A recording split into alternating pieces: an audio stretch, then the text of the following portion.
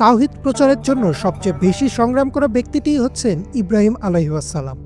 তার সারা জীবন পার হয়েছে কঠিন পরীক্ষার মাধ্যমে, আর তিনি আল্লাহর দেওয়া সব পরীক্ষাতেই সুন্দরভাবে উত্তীর্ণ হয়েছেন। আর তাই তাকে আল্লাহ মুসলিম জাতির পিতা হিসেবে সম্মান দিয়েছেন।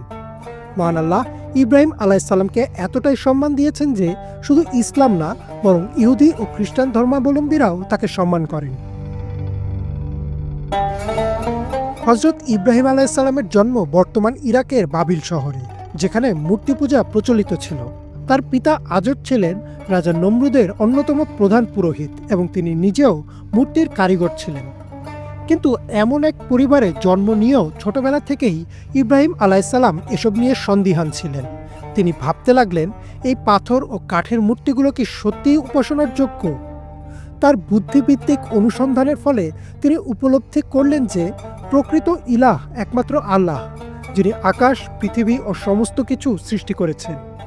কুরআনে বলা হয়েছে, আমি একনিষ্ঠভাবে তার দিকে মুখ করেছি, যিনি আকাশমণ্ডলী ও পৃথিবী সৃষ্টি করেছেন, আর আমি মুশরিকদের অন্তর্ভুক্ত নই। একদিন ইব্রাহিম আলাইহিসসালাম মন্দিরে প্রবেশ করলেন এবং সব মূর্তি ভেঙে দিলেন, শুধু সবচেয়ে বড় মূর্তিটি রেখে দিলেন। যখন লোকেরা এসে এই ঘটনা দেখল, তখন তারা জানতে চাইল কে এই কাজ করেছে। ইব্রাহিম আলাইহিসসালাম কৌশলে বললেন, এবং তাদের সবচেয়ে বড় জনই তা করেছে। যদি তারা কথা বলতে পারে তবে তাদেরই জিজ্ঞেস করুন।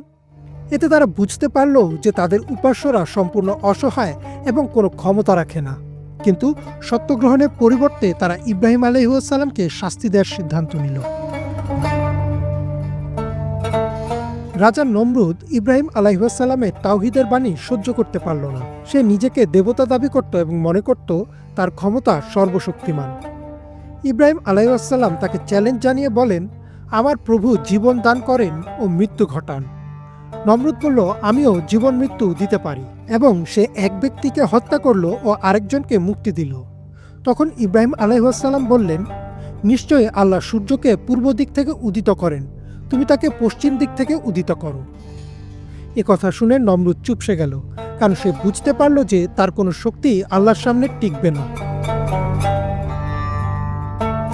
নমরুদ ও তার অনুসারীরা সিদ্ধান্ত নিল ইব্রাহিম আলাইহিসসালামকে বিশাল এক অগ্নিকুণ্ডে নিক্ষেপ করা হবে। তারা একটি বিশাল অগ্নিকুণ্ড প্রস্তুত করলো এবং ইব্রাহিম আলাইহিসসালামকে তাতে ফেলে দিল। কিন্তু আল্লাহর অলৌকিক কুদরতে আগুন ইব্রাহিম আলাইহিসসালামের কোনো ক্ষতি করতে পারল না। আল্লাহ কোরআনে বলেন, আমি বললাম, হে আগুন, তুমি ইব্রাহিমের জন্য শীতল ও নিরাপদ হয়ে যাও।